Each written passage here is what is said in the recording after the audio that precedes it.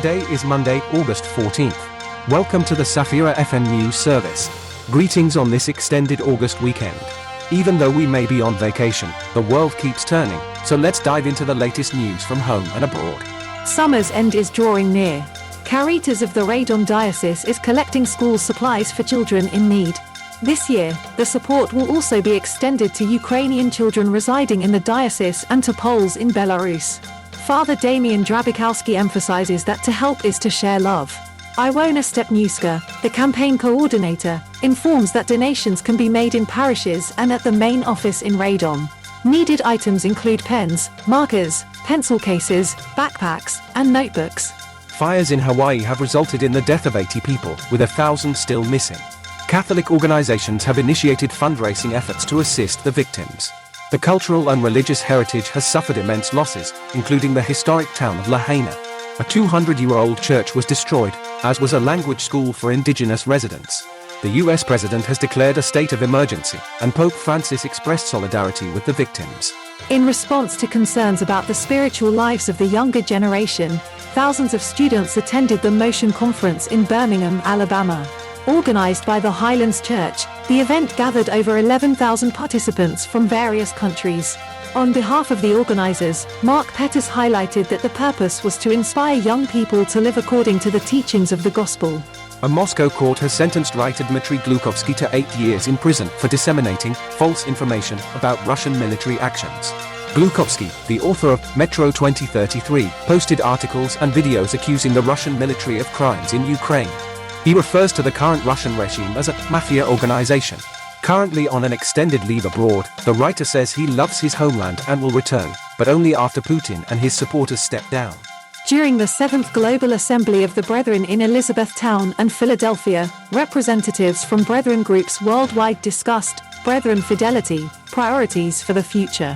The assembly took place in the context of the 300-year history of the Brethren in America and a century of witness in Nigeria. The Nigerian Church, Ecclesia Yanuwa Nigeria, is the world's largest Anabaptist church, boasting 750,000 believers in Nigeria and neighboring countries.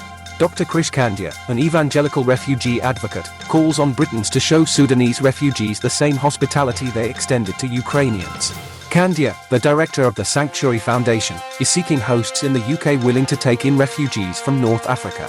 In an interview with The Guardian, he stated, "We're not asking for unlimited numbers. We're merely asking for the same chance for the Sudanese as was given to the Ukrainians."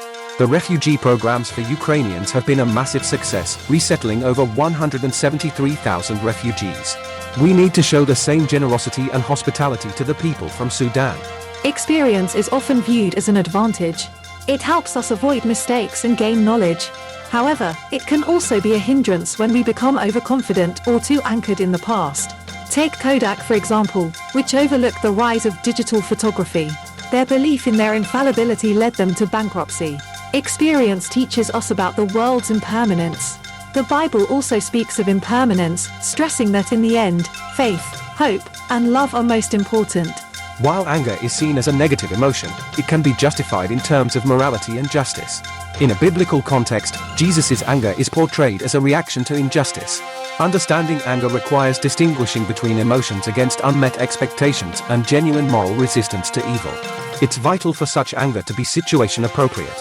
Misdirected anger can lead to conflict and is what might be seen as sinful. In the right context, anger is warranted, but the ethical yardstick is our intentions, understanding, and the way we express it. Standing before a Roman proconsul, Polycarp refused to honor a pagan image.